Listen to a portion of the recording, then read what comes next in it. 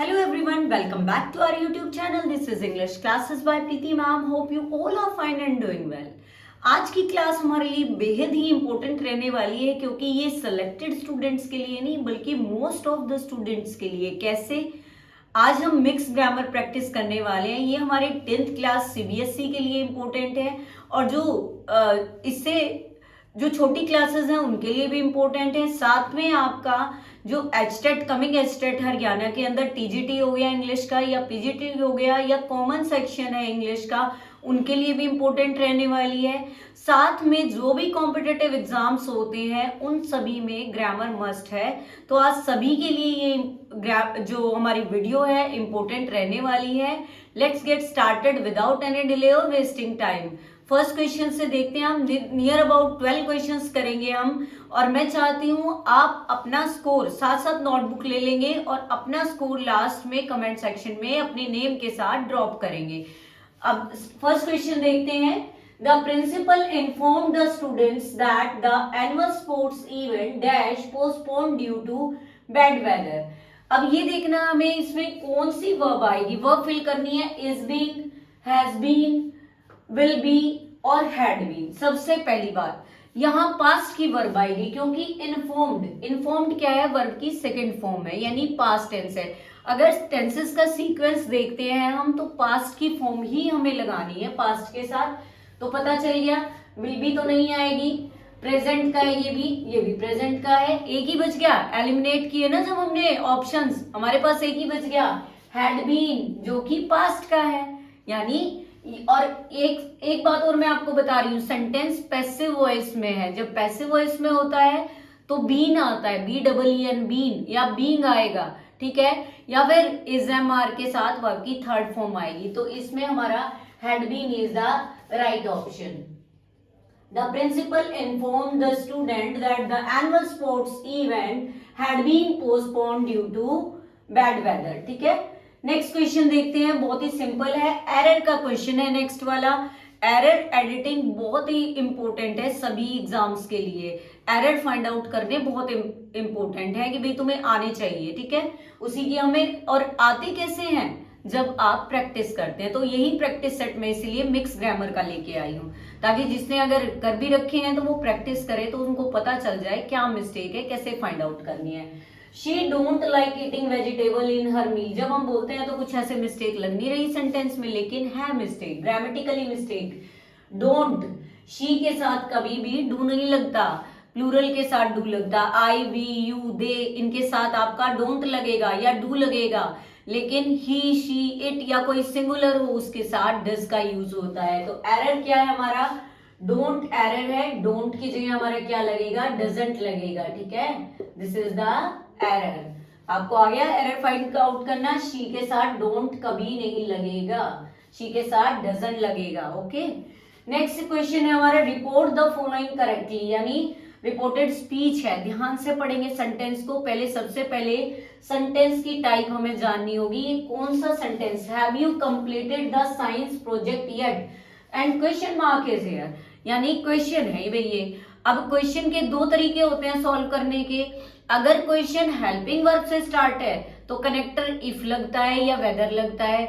अगर question WH से start है तो कोई भी कनेक्टर नहीं लगता। और आपकी रिपोर्टिंग वर्ब क्या लगती है, आस्क लगती है, ऑलरेडी गिवन। आस्क या एनक्वायर्ड लग सकता है, ठीक है। आस्क गिवन है तो हम इसको सॉल्व करते हैं।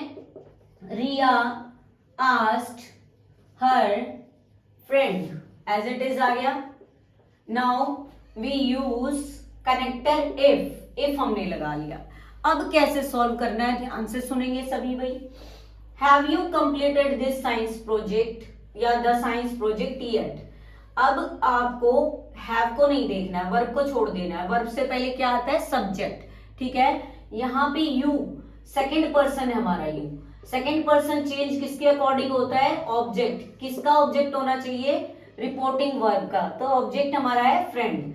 Riya asked her friend, her friend उसकी फ्रेंड से उसने पूछा। तो यहाँ पे यू सब्जेक्टिव है तो फ्रेंड के लिए सब्जेक्टिव क्या होगा, she. Riya asked her friend if she, have change हो जाता है हैड में, if she had completed the science project yet, this is the right one. एक बार चेक कर लेंगे आप सभी।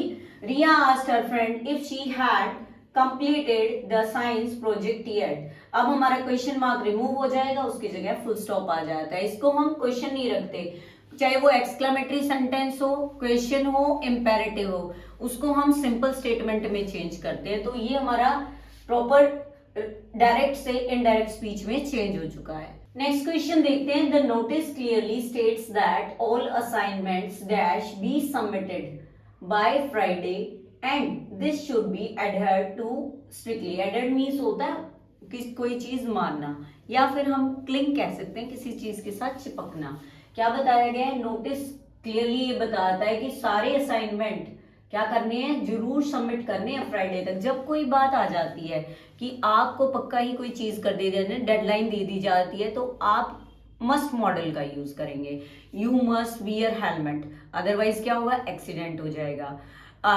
और आप क्या कह सकते हैं, you must follow the traffic rules, नहीं तो एक्सीडेंट हो सकते हैं। तो इस तरह की जो बात हमें पक्का माननी ही पड़े ना, आपके पास या फिर किसी काम का डेडलाइन दे दिया गया है, तो आप मस्ट मॉडल का यूज करेंगे। A is the right one. The notice clearly said that the all assignment must be submitted by Friday। देखो अब डेडलाइन दे रखी है, फ्राइडे तक सबमिट करनी है पक्का। And this should B adhered to strictly, मतलब मानना ही पड़ेगा आपको ये पक्का। नेक्स्ट हमारा है, इसमें हमें इनडायरेक्ट से डायरेक्ट से इनडायरेक्ट स्पीच में चेंज करना है। पहले हम टाइप देखेंगे सेंटेंस का, फुल स्टॉप लगा है, सिंपल सेंटेंस है, I will finish my homework before dinner. तो सिंपल सेंटेंस होते हैं तो हम क्या लगाते हैं, दैट कनेक्टर लगाते हैं। अब अमित सेड दैट, ठीक है। अगर सेड टू होता ना तो हम टोल्ड में चेंज कर देते, सेड टू होता तो टोल्ड में कर देते। Amit said that, that connector लगा।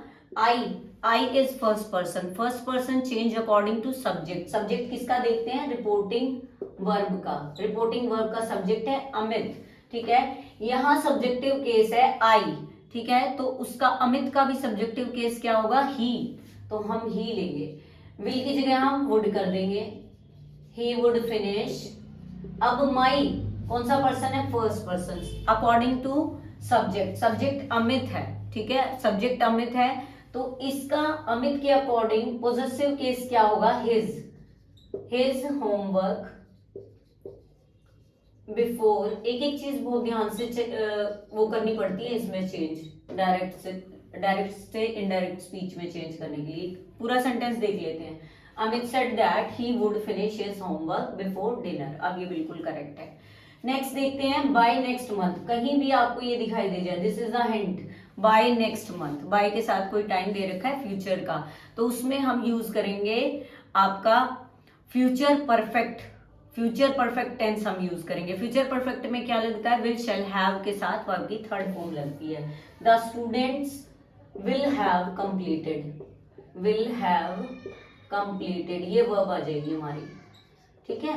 इसमें क्या लगता है, फ्यूचर परफेक्ट टेंस, ठीक है। किसमें, अगर बाय के साथ टाइम दे रखा हो फ्यूचर का, by next morning, by next evening, by next month, next year, ठीक है, नेक्स्ट वीक, ऐसे कुछ बाय के साथ दे रखा हो ना, तो आप क्या करेंगे, बाय के साथ टाइम होगा तो आप फ्यूचर परफेक्ट टेंस यूज करेंगे, यानी विल हैव कंप्लीटेड फॉर्म आ जाएगी, थर्ड फॉर्म लगती है लास्ट में, कोई भी परफेक्ट टेंस हो। नेक्स्ट सेंटेंस देते हैं, neither of the answers dash correct. ये हमारा क्वेश्चन है सब्जेक्ट वर्ब एग्रीमेंट का, सब्जेक्ट के अकॉर्डिंग वर्ब लगानी है। अब नाइदर ऑफ द आंसर्स, यहाँ देखोगे आप, आंसर्स तो प्लूरल दिख रहा है, नहीं, आप प्लूरल के अकॉर्डिंग वर्ब नहीं लगाएंगे। इसमें तो आपको हिंट भी दिखाई दे रहा है, मैं अभी आपको बताऊंगी। अगर आपको सेंटेंस में कहीं नाइदर, आइदर, ईच, एवरी ये सब दिखाई देना, तो आप वर्ब हमेशा सिंगुलर लगाएंगे। क्या लगाएंगे, वर्ब हमेशा सिंगुलर। अब इन चारों में से देखो सिंगुलर वर्ब कौन सी है, आर तो प्लूरल है, इज सिंगुलर है, वर्ब भी प्लूरल है, हैव भी प्लूरल है, तो इज बचा है हमारा। तो एक ऐसे भी हम एलिमिनेट करके एक ऑप्शन को ठीक कर सकते हैं, neither of the answers is correct, is आएगा हमारा राइट आंसर। नेक्स्ट क्वेश्चन देखते हैं, ये भी रिपोर्टेड स्पीच का है, इसमें डायलॉग कंप्लीशन है, ठीक है ना। डायलॉग दे रखे हैं, एक तो टीचर का, एक स्टूडेंट्स का। तो उसको हमने रीड करके टीचर ने फिर क्या बोला उस वो फोकस करना है और उस ब्लैंक को फिल करना है। ये हमारा डायलॉग कंप्लीशन है। टीचर ने बोला have you all submitted your assignment, question put कर दिया स्टूडेंट्स को, स्टूडेंट्स ने जवाब दिया यस वी हैव, कि हमने दे दिया। अब the teacher asked if, teacher का ये आपका टीचर की जो है वो लाइंस है, टीचर की जो डायलॉग है, तो इसको कैसे टीचर वाले डायलॉग पे ही जाएंगे और वहीं से हम देखेंगे। टीचर आस्क्ड, क्वेश्चन है तो आस्क्ड आ जाएगा। इफ मैंने बताया था अगर हेल्पिंग वर्ब से क्वेश्चन है तो हमारा इफ कनेक्टर आ जाएगा क्योंकि हैव से है, हैव हेल्पिंग वर्ब है। अगर क्वेश्चन किससे आए, डू, डज, ठीक है, was, were, is, am, are, ठीक है, इनसे अगर, या फिर कोई मॉडल है, अगर इनसे क्वेश्चन आते ही हमारे सारे हेल्पिंग वर्ब्स होते हैं ना, हेल्पिंग वर्ब से क्वेश्चन आए तो इफ या वेदर कनेक्टर लगाना है क्वेश्चन वालों में। अब टीचर आस्क्ड इफ, अब हमें देखना है यू, यू क्या है, second person, according to object, teacher किसको बोल रहा है, स्टूडेंट्स को बोल रहा है, स्टूडेंट्स क्या है, प्लूरल है, तो हम उनके लिए क्या यूज करेंगे, एक होता तो ही हो जाता, अगर वो बॉय होता, गर्ल होती तो शी हो जाता, लेकिन यहाँ बहुत सारे स्टूडेंट है तो दे, ही शी का प्लूरल होता है दे यूज किया हमने। अब दे हैव की जगह क्या हो जाएगा, had, they had all submitted. अब यूअर सेकंड पर्सन है, दोबारा से स्टूडेंट्स पे जा रहा है। यूअर पॉजेसिव केस है तो प्लूरल का पॉजेसिव केस होता है देयर, THEIR, देयर में बच्चे बहुत कंफ्यूज होते हैं, ये देयर होता है प्रोनाउन, THERE देयर प्लेस के लिए यूज होता है, ध्यान रखेंगे इसको, बहुत स्टूडेंट मिस्टेक करते हैं इसमें। Their assignment, now the question is complete, let's see. The teacher asked if they had all submitted their assignment. This one is the right. Next देखते हैं question. The manager dash approve the budget before the project begins to avoid inconvenience. कि जो manager है ना वो budget को पहले ही क्या कर देना चाहता है, अप्रूव कर देना चाहता है, प्रोजेक्ट स्टार्ट होने से पहले बजट को अप्रूव कर देना चाहता है ताकि इनकन्वीनियंस ना हो। जब कोई बात पक्का हो चुकी है, ठीक है ना, पक्का है, तो उसके लिए हम क्या करते हैं, मस्ट जरूर, कोई चीज के लिए मस्ट हम मॉडल यूज करते हैं। इससे पहले भी हमने एक सेंटेंस किया था तो मस्ट यहाँ यूज कर लेंगे। नेक्स्ट क्वेश्चन है, बहुत इजी क्वेश्चन है, ये आपको आना चाहिए, अभी थोड़ी देर पहले ही मैंने आपको बताया है। Each of the players dash ready for the match. अगर आपकी मेमोरी शार्प है तो जल्दी से आंसर लिख दीजिए, पहले ही मेरी जो वीडियो आए मतलब उससे पहले ही, मेरे बोलने से पहले ही इसका आंसर आ जाना चाहिए कमेंट सेक्शन में। ईच ऑफ द प्लेयर, अभी हमने किया था ना, निदर या निदर बोलते हैं, नाइदर बोल लेते हैं, नाइदर, आइदर, ईच, एवरी, ठीक है, इन सभी के साथ वर्ब हमेशा सिंगुलर लगेगी, चाहे यहाँ प्लूरल क्यों ना हो। ईच ऑफ द प्लेयर्स, अभी यहाँ पे आर प्लूरल है, रॉन्ग, वर्ब प्लूरल है, हैव बीन प्लूरल है, देखो ऑप्शंस भी सेम है, even is singular, that's why we will use is क्योंकि each हमारा सिंगुलर काउंट होता है। each of the players is ready for the match, this one is the right, is हमारा सही आंसर है। लास्ट 2 क्वेश्चन रह गए हमारे, जिन्होंने अभी तक चैनल को सब्सक्राइब नहीं किया और चैनल पे नए हैं तो वो सब्सक्राइब कर लेंगे चैनल को, और अपने फ्रेंड्स के साथ आप शेयर भी कर सकते हैं वीडियो को। अब देखते हैं 11th sentence, everyone in the class are excited about the field trip. अब वही बात बार बार वही बात आ रही है, लेकिन आपको ध्यान देना है, लेकिन बदल के आ रही है। अब यहाँ एरर और करेक्शन है, आपको क्या दिखाई दे रहा है, एवरीवन, अभी मैंने बताया था ईच, ठीक है, each, every, either, neither, everyone, someone, known, anyone, इनके साथ हमेशा सिंगुलर वर्ब लगती है, क्या लगती है, सिंगुलर वर्ब। अब आप बोल के देखो, everyone in the class are excited, हर कोई एक्साइटेड था, हर कोई एक्साइटेड था, हर एक के लिए यह बात की जा रही है, सिंगुलर काउंट होगा यहाँ पे, आर हमारा रॉन्ग है, error is R and the correction is हमारा करेक्शन है। Everyone in the class is excited, हर कोई एक्साइटेड है अबाउट द फील्ड ट्रिप, ठीक है, ये इस तरह से बिल्कुल करेक्ट हो गया हमारा आंसर।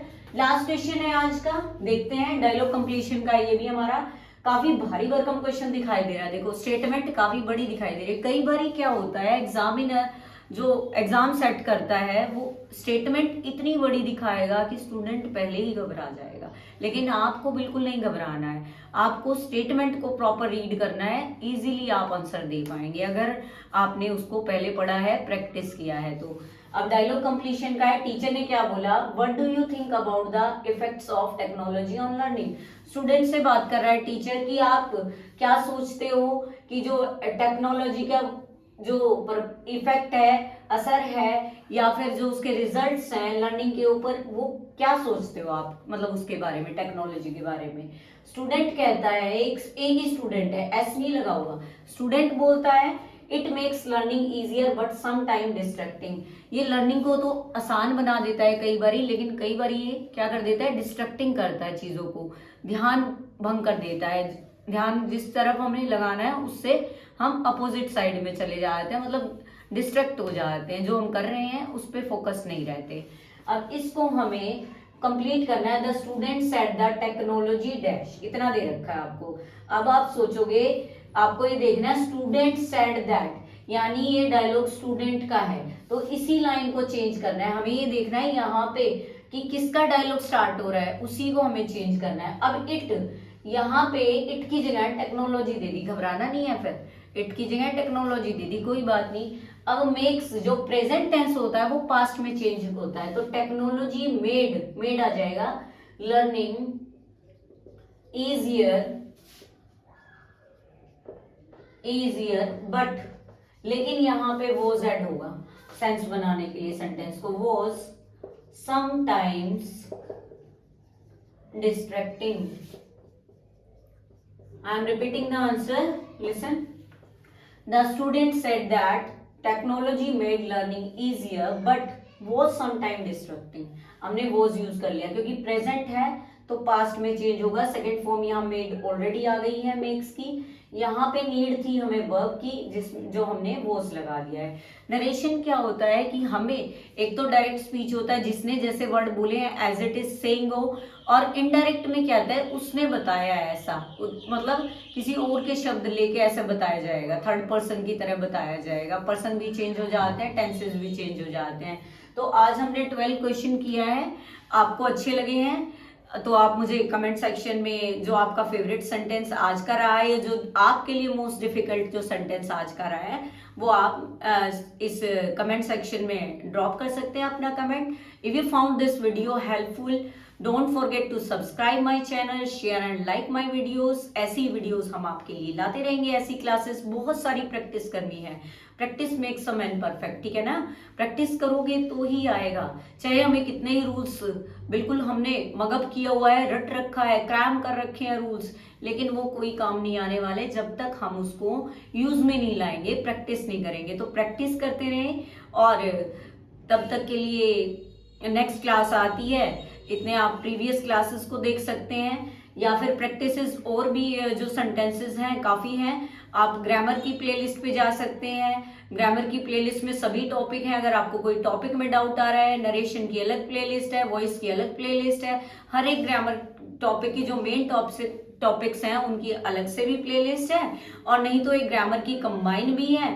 आप कहीं भी उनमें से विजिट करके जो भी ग्रामर के टॉपिक्स में डाउट है वहां से आप क्लियर कर सकते हैं, और ग्रामर की प्रैक्टिस हमारे साथ कंटिन्यू कर सकते हैं। Thank you student for watching and listening me. See you soon in the next video. Till then, goodbye, take care, stay fit, stay healthy, keep learning, keep growing.